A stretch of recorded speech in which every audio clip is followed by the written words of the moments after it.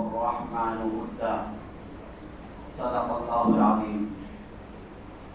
سامعین محترم اور معزز ساتھیوں، آج کا ہمارا جو عنوان ہے وہ یہ ہے کہ ہر گھر کے اندر لڑائی اور جھگڑے کیوں ہیں۔ جو اسلام سب سے زیادہ پیار اور محبت سکھلاتا ہے، جو اسلام یہ سکھاتا ہے کہ آپ اپنوں سے نہیں غیروں سے بھی بہت اچھا سلوک کرو، اس اسلام کے ماننے والے خود آپس میں اپنے گھروں میں اتنے جھگڑے تو اس کو سلجھانا مشکل۔ کہیں تو آپ دیکھیں گے کہ باپ اپنے بیٹے سے لڑ رہے ہیں، کہیں بیٹا اپنے باپ سے لڑ رہا ہے، کہیں آپ دیکھیں گے کہ بھائی بھائی کے جھگڑے ہیں، کہیں بھائی بہن کے جھگڑے ہیں، اور کہیں آپ دیکھیں گے کہ ساس اور بہو کے جھگڑے ہیں۔ یہ ہوتا ہی رہتا ہے عام طور سے۔ حالانکہ جب ہم اپنے پیارے پیغمبر حضرت محمد صلی اللہ علیہ وسلم کی زندگی کو ہم دیکھتے ہیں تو ان کی زندگی میں 2 مہینے چولہے نہیں جلتے تھے کھانے کے لیے، لیکن آپ ایک مثال ایسی دکھلا دیجئے کہ کسی صحابہ میں لڑائی ہوئی ہو، ساس بہو میں لڑائی ہوئی ہو، میاں بیوی میں لڑائی ہوئی ہو، ایک مثال بھی آپ ایسی نہیں دکھلا سکتے۔ حالانکہ سب سے زیادہ جھگڑا اسی زمانے میں ہونا چاہیے۔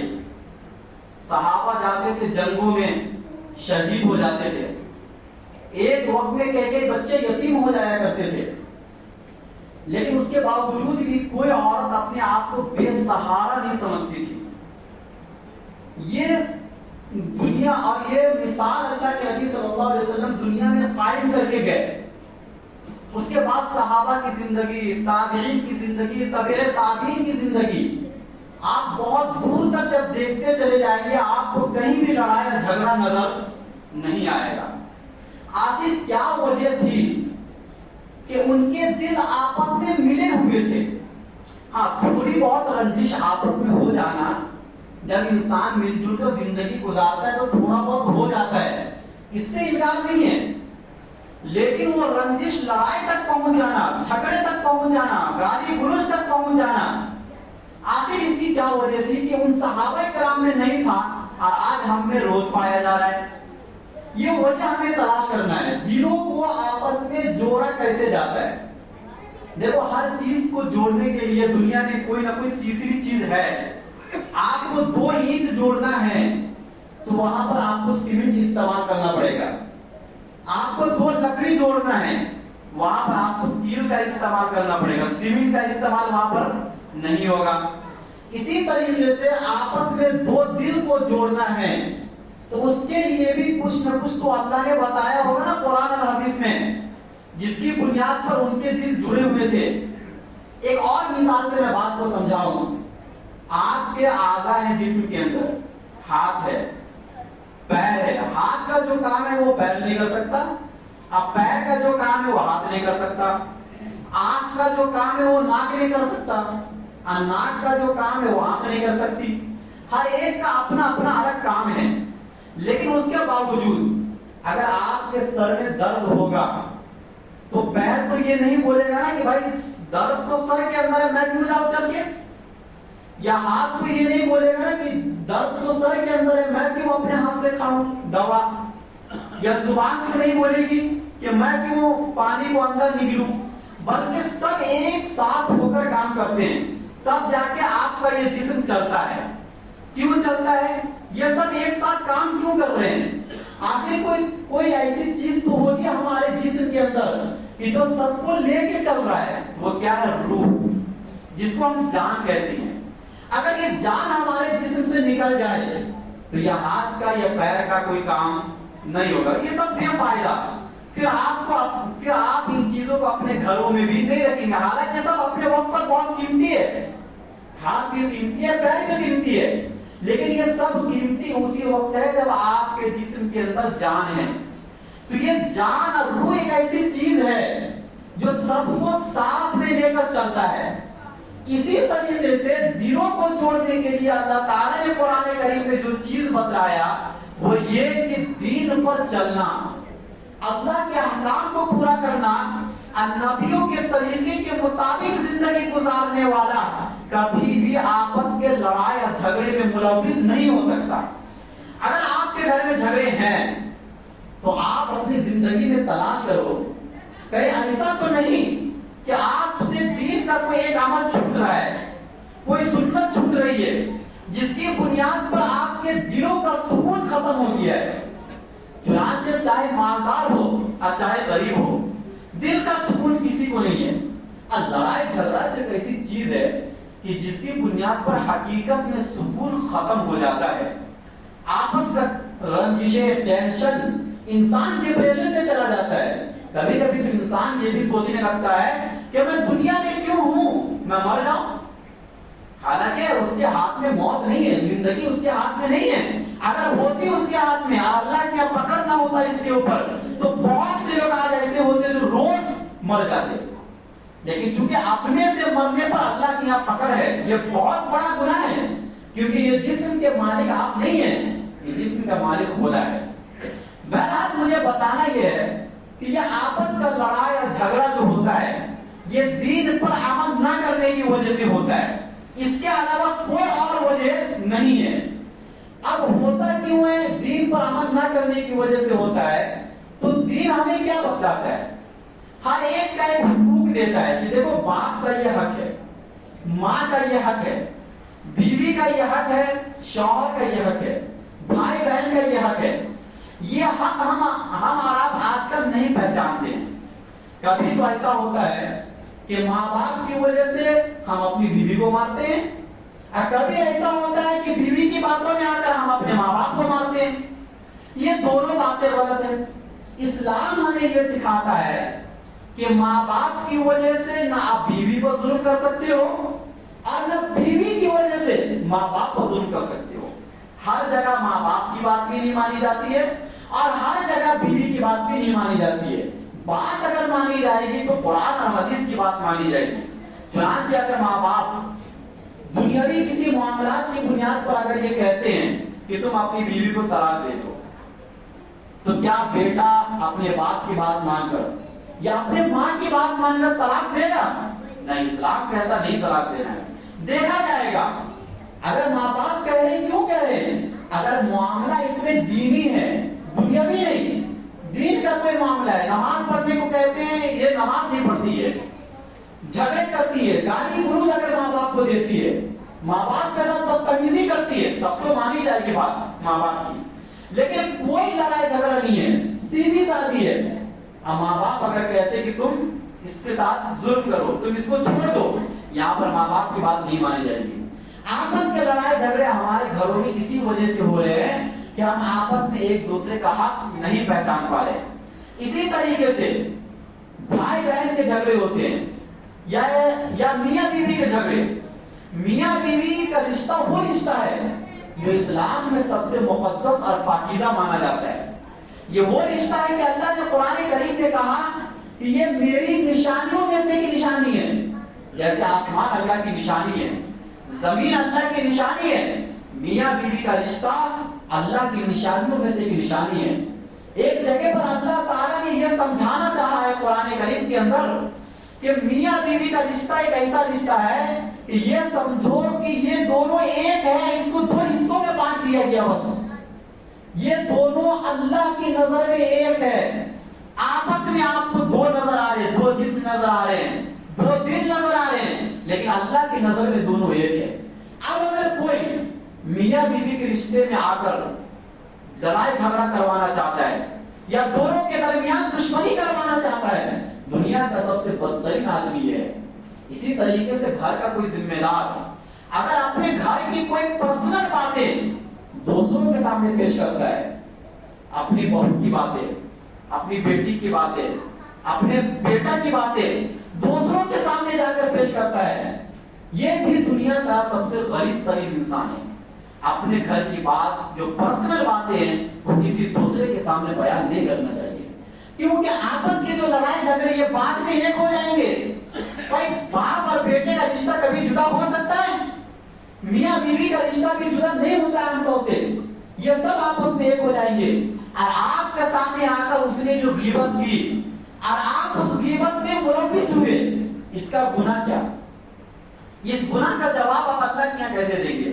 اصل میں مسئلہ یہ ہے کہ آج کل ہم غیبت کو گناہ نہیں سمجھتے ہیں، آج کل ہم جھوٹ بولنے کو، برائی کرنے کو گناہ ہی نہیں سمجھتے ہیں، جیسے کہ زنا کرنے کو لوگ گناہ سمجھتے ہیں، شراب پینے کو لوگ گناہ سمجھتے ہیں۔ اسی بنیاد پر کوئی شرابی اگر آپ کے پاس سے گزر جائے تو آپ اس کو حقارت کی نگاہ سے دیکھتے ہیں، کوئی زانی آپ کے سامنے سے گزر جائے آپ اس کو حقارت کی نگاہ سے دیکھتے ہیں، حالانکہ جتنا بڑا گناہ یہ ہے اتنا ہی بڑا گناہ غیبت کرنا ہے، اتنا ہی بڑا گناہ جھوٹ بولنا ہے۔ لیکن اس کے باوجود آپ گاؤں کی عورتوں کو دیکھو گے، صبح بھی غیبت سے شروعات ہوتی ہے، صبح کی، شام جب سونے کے لیے جاتے ہیں تو غیبت کر کے سوتے ہیں، ایک ایک گھر کی بات لے کر آئے گی، آپ کے گھر میں آ کے بتائے گی، آپ کے سامنے آپ کی جیسی بات، اس کے سامنے اس کی جیسی بات۔ یہ ہو رہا ہے کہ نہیں ہو رہا ہے؟ اور زیادہ تر لڑائی جھگڑے عورتوں کی وجہ سے ہوتے ہیں، گھر میں ساس اور بہو کی جو جھگڑے ہوتے ہیں، آج کل جو کیسز آتے ہیں ہم لوگ کے پاس زیادہ آتے ہیں، لوگ مسئلہ پوچھنے کے لیے آتے ہیں، مولانا صاحب کوئی تعویذ دے دو، گھر میں پیار محبت نہیں ہے، جھگڑے بہت ہو رہے ہیں۔ تو جو ہم نے نوٹ کیا ہے ابھی تک، اس میں زیادہ تر غلطیاں ساس کی ہوتی ہے، بہو کی زیادہ تر غلطیاں نہیں ہوتی ہے۔ اس کی وجہ ہے، اس کی وجہ یہ ہے کہ دیکھو ساس جو ہوتی ہے، ساس کون ہوتی ہے؟ جو بیٹا ہے اس کی ماں اور اس کا باپ سسر۔ اب کوئی بھی ماں باپ اپنے بیٹے سے دشمنی نہیں کرتا ہے، یہ حقیقت بات ہے۔ اب کوئی بھی بیٹا اپنے ماں باپ سے بھی دشمنی نہیں کر سکتا ہے، یہ وہ رشتہ ہے کہ جس میں دشمنی کا پہلو نہیں آ سکتا ہے۔ لیکن پھر بھی جھگڑے ہوتے ہیں شادی کے بعد، فوراً شادی سے پہلے بہت پیار محبت ہوتی ہے باپ اور بیٹے کے درمیان، ماں اور بیٹے کے درمیان، شادی ہوتے ہی جھگڑے شروع ہو جاتے ہیں۔ آخر اس کی وجہ کیا ہے؟ کیا ایسا تو نہیں کہ بیٹے کا دل بدل گیا، ایسا تو نہیں کہ باپ کا دل بدل گیا، بدلا کسی کا دل نہیں ہے۔ وجہ کیا وہ میں بتاتا ہوں۔ جب کوئی بہو آپ کے گھر میں نئی نویلی دلہن بن کر آتی ہے تو ماں یہ سمجھتی ہے، سب سے پہلے تو بدگمان ہوتی ہے، بدگمانی کہ ایسا تو نہیں کہ یہ میرے بیٹے کے دل پر چھا جائے۔ اس کے دل میں یہ بات آ جاتی ہے کہ ماں ہے، اس کے دل میں آنا بھی چاہیے، کیونکہ ماں کو سب سے زیادہ محبت اپنی اولاد سے ہوتی ہے۔ جب کوئی بہو آتی ہے اس کو معلوم ہے کہ میرے بیٹے کی محبت اس طرف بھی تھوڑا بہت جائے گی۔ اب تھوڑا بہت کیا، اسلام تو کہتا بھرپور محبت کرو، اسلام تو محبت کرنا سکھاتا ہے۔ سب سے پہلے بدگمان ہوتی ہے۔ نمبر 2، کہیں میری حکمرانی نہ ختم ہو جائے، آج تک گھر کی ذمہ دار میں تھی، کہیں آگے چل کے یہ گھر کی ذمہ داری بہو کے ہاتھ میں نہ چلا جائے۔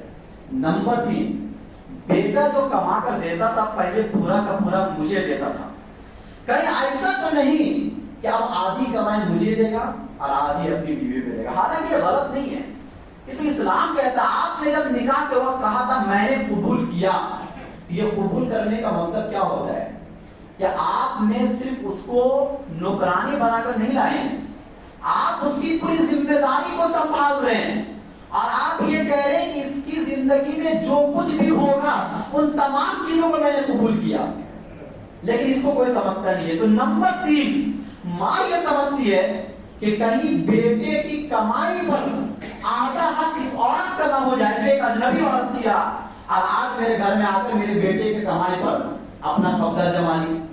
اسی طریقے سے بد اعتمادی، برا اعتماد۔ اور نمبر 5 جو سبب بنتا ہے، تلخ مزاجی، بات بات پر ٹوکنا، تنقید کرنا، حالانکہ عمر کا لحاظ کیا جاتا ہے۔ آپ کو میں واقعے سے بات سمجھاتا ہوں۔ اللہ کے نبی صلی اللہ علیہ وسلم کی 11 بیویاں تھیں، لیکن بیک وقت 9 بیویاں تھیں، کیونکہ 2 کا انتقال ہو چکا تھا نبی کی زندگی میں۔ ان میں سب سے چھوٹی عمر کی جو بیوی تھی وہ حضرت عائشہ صدیقہ رضی اللہ تعالیٰ عنہ تھی، کہ 9 سال کی عمر میں رخصتی ہو گئی۔ اور عرب کے دستور میں اس چیز کو برا نہیں سمجھا جاتا تھا۔ اب پہلے بھی لوگ کم عمر میں شادی کرتے تھے، تو آج کل ایسا ہو رہا ہے کہ کہ بھائی 25 سال کی عمر ہو جا رہی تو بھی کوئی پرواہ نہیں ہے، کہیں بھی بھاگ رہی ہے، کہیں بھی اپنا ریلیشن قائم کر رہی ہے، کہیں بھی کچھ بھی کر رہی ہے، ماں باپ کو کوئی پرواہ نہیں ہے. اسلام یہ سکھاتا ہے کہ بیٹی کی شادی جلدی ہونی چاہیے. حضرت عائشہ صدیقہ رضی اللہ تعالی عنہا سے اللہ کے نبی جتنا پیار کرتے تھے اور جس طریقے سے رہتے تھے اس طریقے سے کسی اور بیوی کے ساتھ نہیں رہتے تھے. آپ یہ نہیں کہہ سکتے کہ اللہ کے نبی اور بیوی کے ساتھ انصاف نہیں کرتے تھے، ایسا تو آپ گمان ہی نہیں کر سکتے، یہ تو ہمارا ایمان ختم ہو جائے گا. اللہ کے نبی سے زیادہ انصاف والا کون ہو سکتا ہے؟ لیکن وجہ کیا تھی کہ جو کم عمر لڑکی ہوتی ہے اس میں بچپنا ہوتا ہے. آپ اگر سوچو کہ 1 مہینے کے اندر گھر کی پوری ذمہ داری ہے سنبھال لے، یہ نہیں ہو سکتا ہے. اس کو وہ پیار دینا پڑے گا جو ایک بچے کو دیا جاتا ہے. 25 سال کی لڑکی آئے گی اس کی سوچ الگ ہوگی، 30 سال کی لڑکی آپ کے گھر میں آئے گی اس کی سوچ الگ ہوگی، اور 18 سال کی یا 20 سال کی لڑکی اگر آپ کے گھر میں آتی ہے تو اس کی سوچ الگ ہے. آپ کو اس کی سوچ کے حساب سے، اس کے عمر کے حساب سے آپ کو گھر چلانا ہے. نہ یہ کہ آپ یہ دیکھو کہ ایک بہو تو بہت زیادہ کام کر کے دکھاتی ہے، اب دوسری بہو جو آئی ہے تو کچھ بھی نہیں کرتی ہے. یہ چیزیں بھی آپس میں لڑائی جھگڑے کا سبب بنتا ہے. تو اسی لیے گھر کے اندر آپ ذمہ دار ہیں. کل قیامت کے دن آپ سے سوال کیا جائے گا کہ یہ آپس میں جو جھگڑے ہوئے ہیں، میاں بیوی کے جھگڑے، بھائی بہن کے درمیان جھگڑے، اس جھگڑے کے درمیان آپ کا کیا رول تھا؟ کیا آپ نے جھگڑے کو ختم کیا یا اور بڑھایا؟ ایسا تو نہیں کہ آپ کسی اور کی باتوں میں آ کر، دیکھو آج کل تیسرا آدمی آ کر جھگڑے کو اور بڑھاتا ہے. کسی بھی معاملے میں اگر تیسرا آدمی گھس گیا تو یہ سمجھ لو کہ جھگڑا اب رکے گا نہیں بلکہ بڑھے گا، کیونکہ ہر آدمی آپ سے حسد کرتا ہے. کوئی بھی آپ کی ترقی کو دیکھنا نہیں چاہتا ہے. گھر میں جو پیار اور محبت کے ساتھ آپ کی زندگی گزر رہی ہوتی ہے، یہ پیار اور محبت کو بھی ایک تیسرا آدمی دیکھنا نہیں چاہتا ہے. اس لیے میں نے پہلے یہ کہا کہ آپ اپنے گھر کی پرسنل باتیں دوسروں کے سامنے بیان نہ کرو، کیونکہ دوسرا اس کو سن کر خوش ہوتا ہے، دوسرا اس کو سن کر اور خوش ہوتا ہے اور بھڑکاتا ہے کہ ہاں آپ کی بہو غلط ہے. آپ اپنے بیٹے کو بتاؤ کہ وہ ایسا ایسا کرتی ہے. اسی طریقے سے بھابھی اور نند کے درمیان بھی جھگڑے ہوتے ہیں، حالانکہ نند کا کوئی بھی حق اپنی بھابھی کے اوپر نہیں ہے اسلام کے اندر. اسی طریقے سے آپ کے ماں باپ کا حق بھی آپ کی بیوی کے اوپر نہیں ہے اسلام کے اندر. یہ چیز آپ کو ذہن میں بیٹھانا ہے. اخلاقی فریضہ ایک الگ چیز ہے لیکن دینی فریضہ ایک الگ چیز ہے. یعنی اگر آپ کے گھر میں آنے والی نئی نویلی دلہن آپ کے ماں باپ کی خدمت نہیں کرتی ہے تو اس کے بارے میں قیامت کے دن اللہ تعالیٰ اس سے یہ سوال نہیں کریں گے. یہ گناہ نہیں ہے. ہاں آپ کی ذمہ داری ہے آپ اپنے ماں باپ کی خدمت کرو، جیسے کہ بچپنے میں آپ کا ہر چیز اس نے صاف کیا، آپ اپنے ہاتھوں سے ماں باپ کی خدمت کرو. اس کا جو اجر آپ کو ملے گا دنیا اور آخرت کے اندر آپ اس کا اندازہ نہیں کر سکتے. آپ کی ماں ہے، آپ کی ذمہ داری آپ اپنے ہاتھوں سے کھانا پینا بنا کر کھلاؤ. لیکن اگر آپ اپنی دلہن پر یہ ذمہ داری ڈالیں گے، اگر وہ کرتی ہے تو بہت اچھی بات ہے، ثواب ملے گا اسے، کرنا چاہیے. لیکن اگر نہیں کرتی ہے تو اس کی وجہ سے اس پر ظلم و زیادتی آپ نہیں کر سکتے. اسلام یہ نہیں سکھاتا ہے. تو یہ جو ذمہ داری ہوتی ہے، آج کل ذمہ داری کو نہ سمجھنے کی وجہ سے آپس میں بہت زیادہ لڑائی اور جھگڑے ہوتے ہیں، جو اسلام اس کو بہت زیادہ ناپسند کرتا ہے. اسلام تو یہ کہتا ہے کہ المسلم اخو المسلم، مسلمان مسلمان کا بھائی ہے. مسلمان مسلمان کا بھائی، آج اپنا بھائی نہیں ہے. قرآن کہتا ہے انما المؤمنون اخوہ، تمام مومنین بھائی ہیں. فاصلحوا بین اخویکم، اگر کبھی آپس میں لڑائی جھگڑے ہو جائے تو ان کے درمیان صلح کر دو، ان کے درمیان ملاپ کر دو. لیکن آج کل ہم ملاپ کیا کریں گے اور اس جھگڑے کو بڑھا دیتے ہیں اور لڑائی جھگڑوں کو بڑھا دیتے ہیں. اس لیے ہم آپ سے یہی کہنا چاہتے ہیں کہ جو زندگی آپ کی بچی ہے وہ اللہ کو راضی کرنے میں لگاؤ. لڑائی جھگڑے کے پیچھے زیادہ مت پڑو. جھوٹ بولنا، غیبت کرنا، خصوصاً ہمارے گھر کی جو عورتیں ہیں ان عورتوں پر آپ دھیان دیجیے، خاص طور سے وہ عورتیں جن کی 40 سال 50 سال عمر ہو گئی ہے، اب ان کا کوئی کام نہیں ہے گھروں کے اندر، ان کو بولیے کہ ایک مصلح بچھائے اور اپنی زندگی کو اللہ اور اس کے رسول کو راضی کرنے میں لگائے۔ وہ گھر گھر جا کر غیبت، ایسی جہالت ہے کہ کیا بتاؤں۔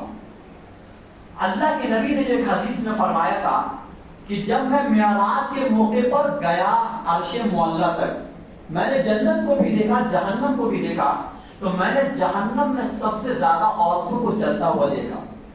جب اللہ کے نبی یہ بات دنیا میں آ کر بیان کی ہے، ایک عورت نے سوال کیا کہ آخر ہمارا کیا قصور ہے کہ ہم جہنم میں سب سے زیادہ رہیں گے؟ کیا عورتیں جہنم میں عورت ہونے کی وجہ سے رہیں گی؟ اگر عورت ہونے کی وجہ سے عورت جہنم میں جائے گی، کیونکہ یہ بات تو غلط ہے، کیونکہ مرد پیدا ہونا یا عورت پیدا ہونا یہ تو اپنے اختیار نہیں ہے۔ اللہ کے نبی نے کہا نہیں، بات یہ نہیں ہے، بات یہ ہے کہ تم لان تان بہت زیادہ کرتی ہو اور اپنے شوہر کی ناشکری بہت زیادہ کرتی ہو۔ ان دو باتوں کی وجہ سے یہ عورتیں سب سے زیادہ جہنم میں جائے گی۔ اور آج کل کا ماحول اگر آپ دیکھیں گے تو آپ کو صحیح میں اس بات کا اندازہ ہو جائے گا کہ عورتیں سب سے زیادہ جہنم میں جائیں گی۔ مرد تو کبھی کبھی جمعہ کی نماز بھی آ کر پڑھ لیتے ہیں، ان عورتوں کے اوپر نہ جمعہ ہے نہ عید ہے، پوری زندگی گزر جاتی نماز نہیں پڑھتی ہے۔ روزہ رکھ لے گی، روزہ رکھنا عورت کی فطرت میں داخل ہے، لیکن نماز نہیں پڑھے گی۔ روزہ رکھے گی، غیبت نہیں چھوڑے گی۔ آپس میں دو عورت بیٹھی ہو اب وہ دو عورت کسی تیسرے کی برائی نہ بیان کرے، یہ نہیں ہو سکتا ہے۔ آپ دو عورت کے درمیان جا کے گھس کے بیٹھ جاؤ، اب دیکھو کسی تیسرے کی برائی ہو رہی ہوگی، حالانکہ یہ برائی اور غیبت اتنا بڑا گناہ ہے کہ اللہ تعالیٰ نے قرآن کریم میں فرمایا کہ تم اپنے سگے بھائی کو گویا کہ مار کر کے اس کا گوشت کھا رہے ہو، اتنا بڑا گناہ ہے۔ قیامت کے دن اس غیبت کی وجہ سے لوگ جہنم میں جائیں گے، آپس میں لڑانے کی وجہ سے، جھگڑانے کی وجہ سے لوگ جہنم میں جائیں گے۔ ہمیں اور آپ کو جہنم کی فکر نہیں ہے۔ آپ ایک دن صرف جل کر دکھلا دو دنیا کے اندر، ایک وقت ایک انگلی آپ آگ میں ڈال کے دکھلا دو، آپ کو کیسا اندازہ ہوگا؟ آپ جلا سکتے ہو اپنی انگلی؟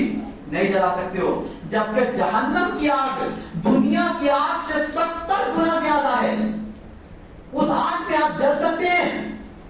اگر آپ جل سکتے ہیں تو گناہ کرو، آپ اللہ کو ناراض کرو۔ اگر آپ ان سزاؤں کا بوجھ برداشت کر سکتے ہو تو نماز چھوڑو، اللہ کو جتنا ناراض کرنا ہے کرو، لیکن ہمیں اور آپ کو یقین ہے کہ ان گناہوں کا بوجھ ہمارا برداشت نہیں کر سکتے ہیں۔ پھر وہاں پر وہ عورتیں جو آپ کو جہنم تک لے کر گئی ہے، یہ بچانے کے لیے نہیں آئے گی۔ قرآن کریم کی ایک آیت ہے کہ جہنم میں جانے والے کچھ لوگ ایسے بھی ہوں گے جو یہ تمنا کریں گے کہ کاش کہ میں فلاں سے دوستی نہ کرتا، کاش کہ میں فلاں سے دوستی نہ کرتا۔ یہ دوستی بھی بہت سے لوگوں کو جہنم میں لے کے جائے گی۔ یہ آپس کی جو دوستی ہوتی ہے، اگر دوستی دین کی بنیاد پر ہے، مسئلے مسائل کی بنیاد پر بہت اچھی چیز ہے، لیکن اگر یہ دوستی دنیا کی بنیاد پر ہے، آپس میں غیبت کرنے کی بنیاد پر ہے، برائی کرنے کی بنیاد پر ہے، یہ دوستی آپ کو جہنم میں لے کے جائے گی۔ اس لیے آخر میں یہی کہنا چاہتا ہوں آپ حضرات سے کہ آپ دین پر عمل کیجئے اور قرآن کریم کی تلاوت کو لازم پکڑیے۔ یہ قرآن کریم واحد ایک ایسی کتاب ہے جو آپس میں پیار اور محبت کو پیدا کرتا ہے، جو آپس کی لڑائی اور جھگڑے کو ختم کرتا ہے۔ وہ رسول خدا صلی اللہ علیہ وسلم جن کی شفاعت کے ہم امیدوار ہیں، اس قرآن کریم کی تلاوت نہ کرنے کی وجہ سے قیامت کے دن اللہ کے پیارے پیغمبر صلی اللہ علیہ وسلم اللہ کے دربار میں کہیں گے کہ میرا یہ بندہ اس نے قرآن کو چھوڑ دیا تھا، آپ اس کو جہنم میں ڈالو۔ جو پیارے نبی اتنا ہم سے پیار کرتے ہیں، وہ پیغمبر قیامت کے دن اللہ کی عدالت میں کھڑے ہو کر کہیں گے کہ فلاں بندہ قرآن اپنی زندگی میں نہیں پڑھتا تھا، لہذا اس کو اٹھا کر جہنم میں ڈال دو۔ اور ہمارا پہ جو اتنا دور ہے قرآن کریم سے، بہت سے لوگ کہتے ہیں کہ ہمیں پڑھنا نہیں آتا ہے۔ پڑھنا نہیں آتا تو دیکھنا بھی نہیں آتا ہے۔ اب دیکھو تو صحیح قرآن کریم کو ہے کیا؟ کیا اللہ کا پیغام ہے؟ کیا خط آیا اللہ کی طرف سے آپ کو سمجھانے کے لیے؟ جب قرآن ہی پر عمل نہیں ہوگا، قرآن ہی کی تلاوت نہیں ہوگی، تو دنیا میں کوئی بھی کام آپ کا ٹھیک نہیں ہو سکتا ہے۔ جو لوگ نماز پڑھتے ہیں ان کو کافی ٹائم ملتا ہے، ان کے لیے تو قرآن کی تلاوت سب سے آسان ہے. فجر کی نماز میں آدھا گھنٹہ ٹائم ملتا ہے، ظہر کی نماز میں آدھا گھنٹہ ٹائم ملتا ہے، لیکن ہم اور آپ ایک مسجد میں آ کر بھی غیبت کرتے ہیں. مسجد کو بھی ہم نے غیبت کا اڈا بنا دیا ہے کہ نہیں ہے؟ مسجد کو ہم نے آپس کے بات چیت کا ذریعہ بنا دیا ہے. حالانکہ یہ مسجدیں وہ تھی کہ اللہ نے قرآن کریم میں فرمایا انما یعمر مساجد اللہ من آمن باللہ والیوم الآخر. اللہ کی مسجدوں کو آباد کرتے ہیں وہ لوگ جو اللہ پر ایمان رکھتے ہیں اور آخرت پر ایمان رکھتے ہیں. پتا چلا اگر آپ اللہ کی مسجد میں آ کر بھی گناہ کا کام کرتے ہو تو یہ سمجھو آپ کا اللہ پر ایمان نہیں ہے، آخرت پر ایمان نہیں ہے. آپ اگر قرآن نہیں پڑھ سکتے ہو، ایک تصویر خرید لو چھوٹی سی، آپ ہر وقت تصویر پڑھو، ہر وقت اللہ کے نام کی رٹ لگاؤ. انسان کو جس سے محبت ہوتی ہے سب سے زیادہ اس کے نام کا تذکرہ کرتا ہے. آپ کو اللہ سے محبت ہے اور اللہ کے نام کا کوئی ذکر بھی نہیں. یہ رسمی طور پر نماز پڑھ لینا ہمیں قیامت کے دن اللہ کے عذاب سے نہیں بچائے گا. ہمیں عبادت کرنا ہے خوش دل ہو کر، قرآن کریم کی تلاوت کرنا ہے خوش دل ہو کر.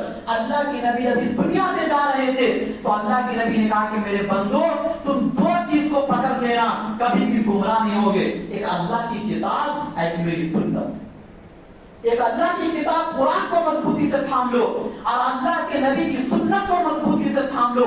آپ کبھی بھی گمراہ نہیں ہو سکتے ہو اور آپ کے درمیان کوئی بھی تیسرا آدمی آ کر جھگڑا اور لڑائی نہیں کروا سکتا ہے.